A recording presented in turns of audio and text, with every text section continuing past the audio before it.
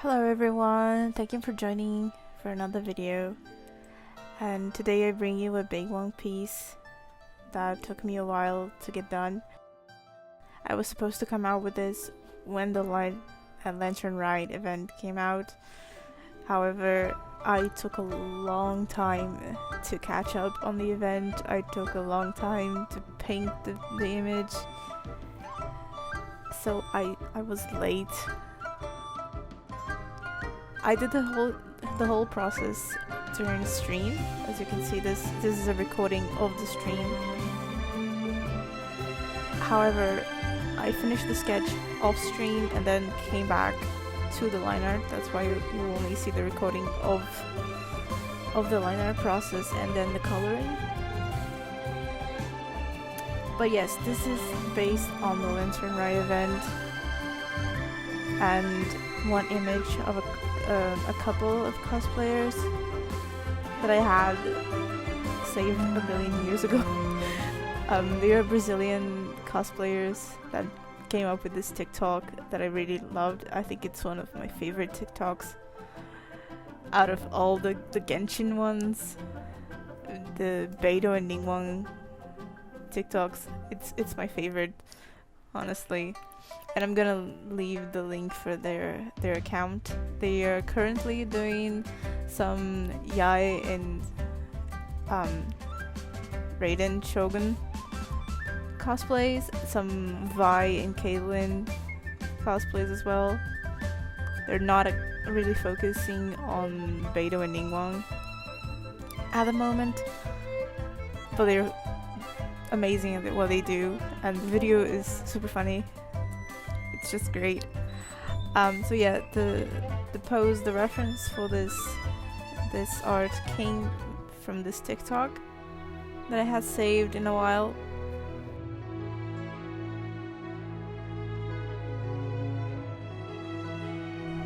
And the click came from the cutscene where they meet in the Lantern Ride, and Beidou just complimenting on Ningguang's outfit.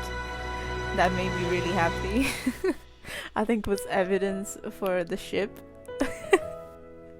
And there was Ningguang talking on how she compensated Beidou for the jobs, the errands that she has to run as a captain, and for Ningguang, she was talking about how she compensates Beidou in other ways. And this is basically it. This is her compensation fan art.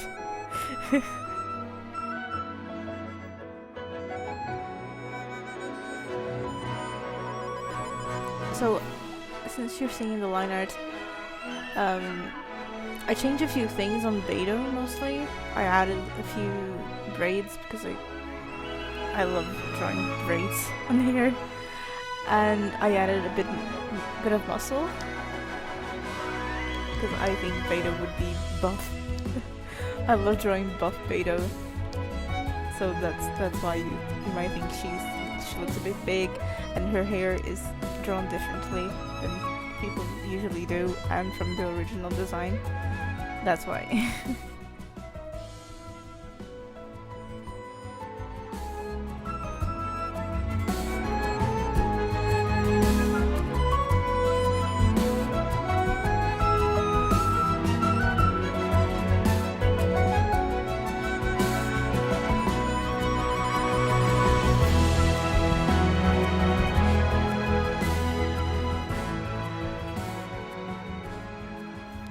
After I'm done with the line art, I decided that it was best for me to do the background first, and I did this thinking that they would be sitting in Ningguang's chair in Jade Chamber. That's why I got a screenshot that is actually from a friend, because I couldn't find a reference for the newest Jade Chamber. So she had taken a photo of Lamine. And she gave me as a reference. So I'm not good with backgrounds. I don't have patience for them. So I thought it would be best for me to do it first and then do the parts that is more chill for me.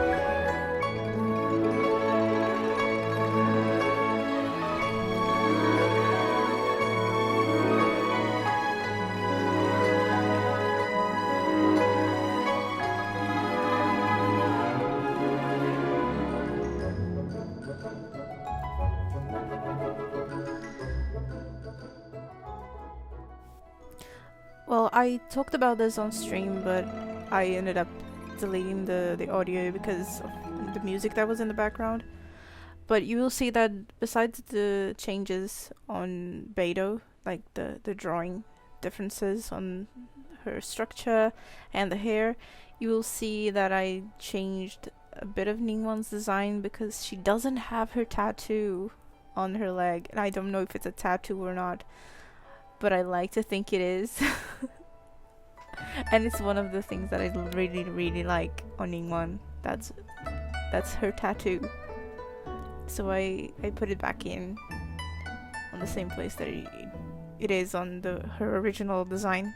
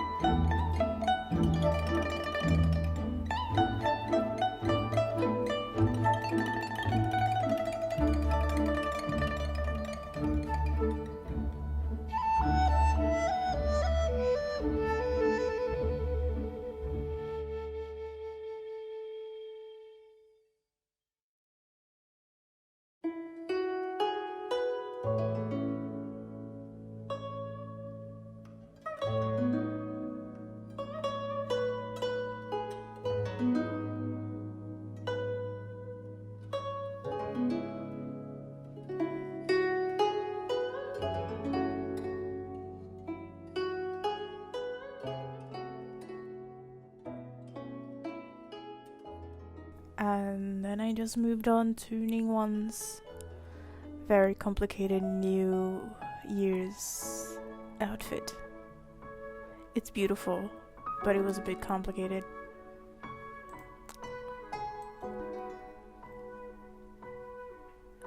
And it's interesting because I had less trouble.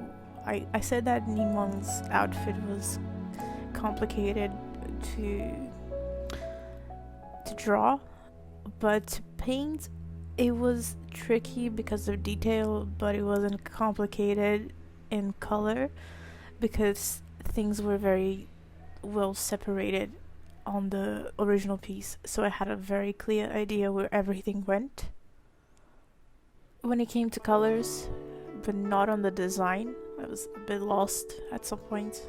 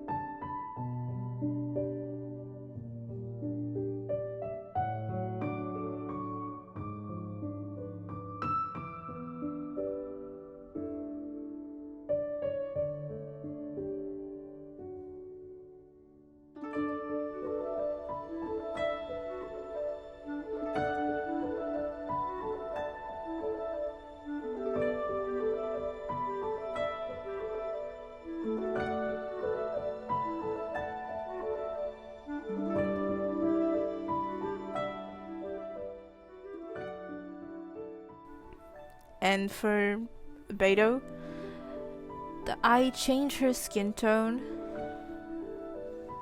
out of all the design changes, because if you seen my art before, I changed Beidou to have a instead of having that very pale skin, I like to give her a tan, because I like to keep it realistic, to be honest. I don't think someone that lives in the ocean and someone that is the captain of a pirate ship that is constantly in the ocean and traveling, I don't think someone will be completely safe from the sun.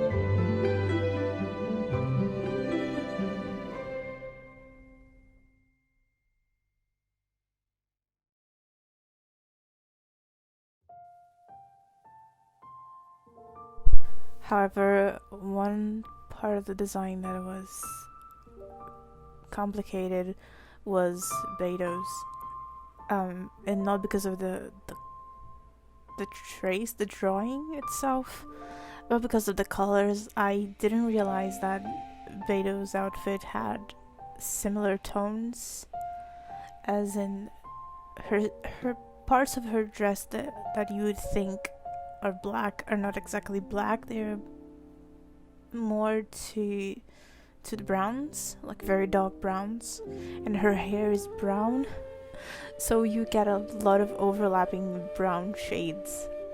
That made me confused. Beidou's outfit took a lot longer because I spent so much time thinking, where does this start and where does it end in my face, because of the colors.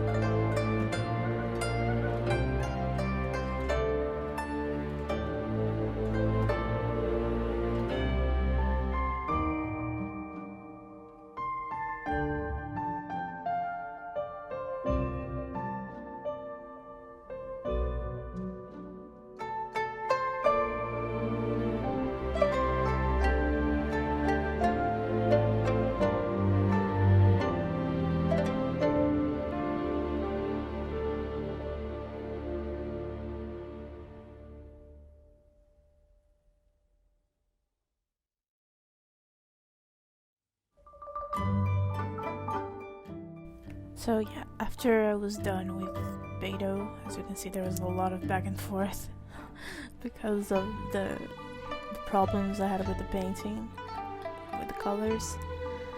I did the makeup, which is something that I'm still learning to do.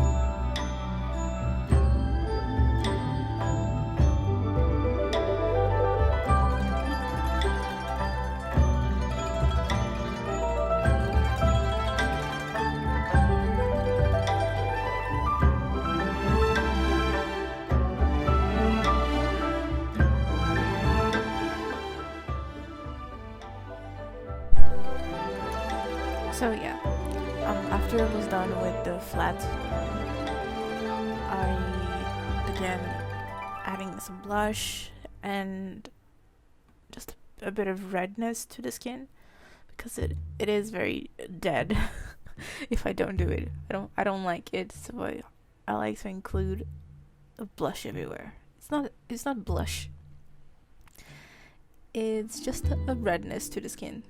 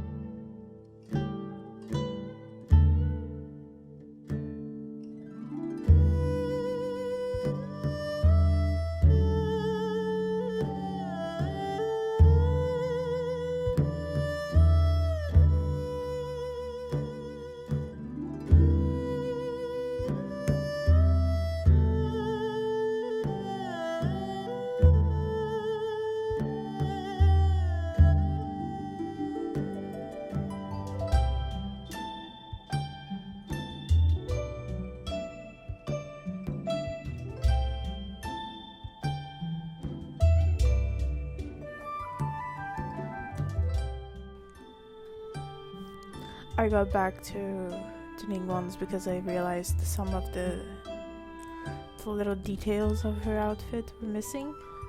Some textured, some I don't know how to call them. These little design choices that you have on fabric. Yeah, some details on the clothing overall that I forgot to include.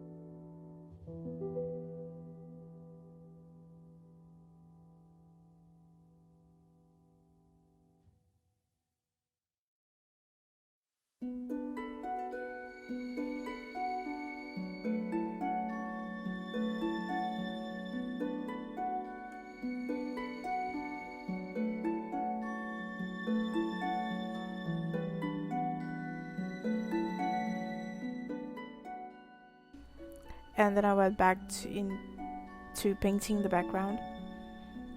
I needed to paint the chair and the wall piece there is in the back. But I couldn't really figure out what it was and how I should go about it, so I just winged it. I think I did one side and then I just gave up. I was gonna do it all in one sitting, but I just painted one side and gave up and did the other and flipped so it would be symmetrical.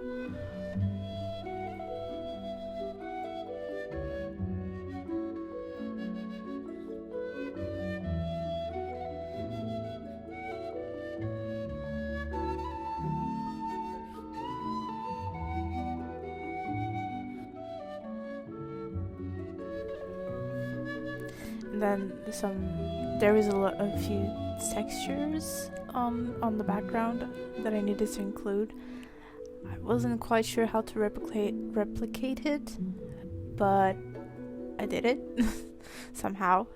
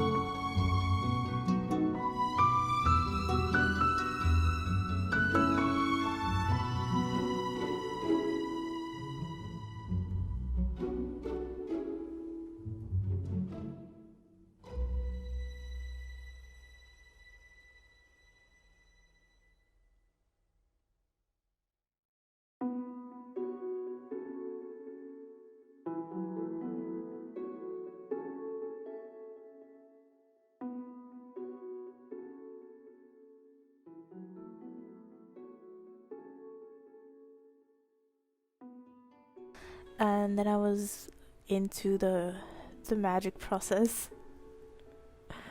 I like to call it magic because I just start messing with the multiply layers for the line art and the shadows, because I use some odd colors that some people, when they don't have an idea of what I'm doing, and they like to, it's not that they like to call it magic, but I call it magic because they seem to get impressed.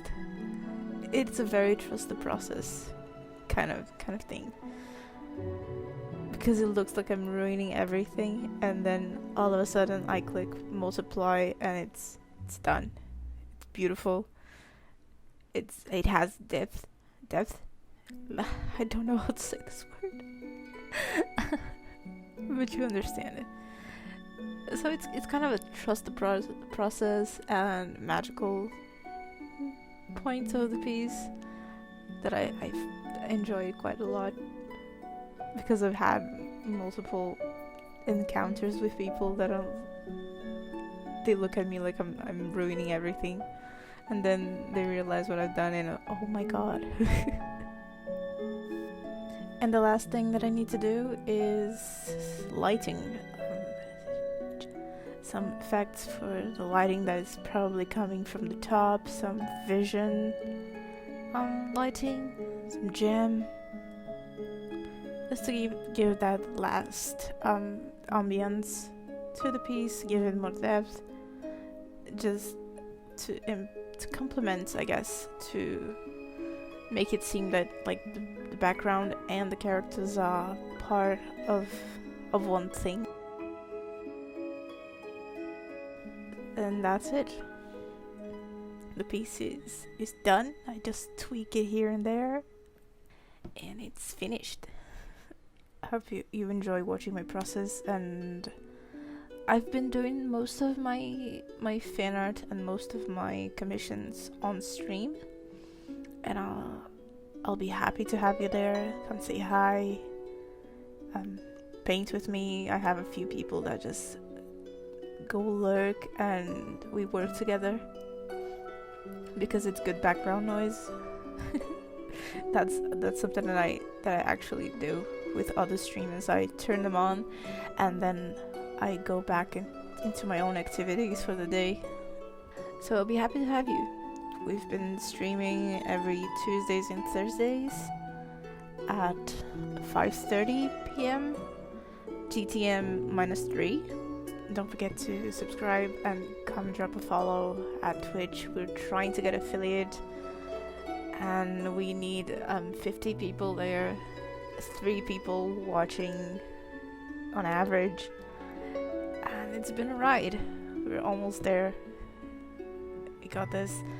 So thank you so much for your support. Thank you so much for watching, and I'll see you next time. Bye bye.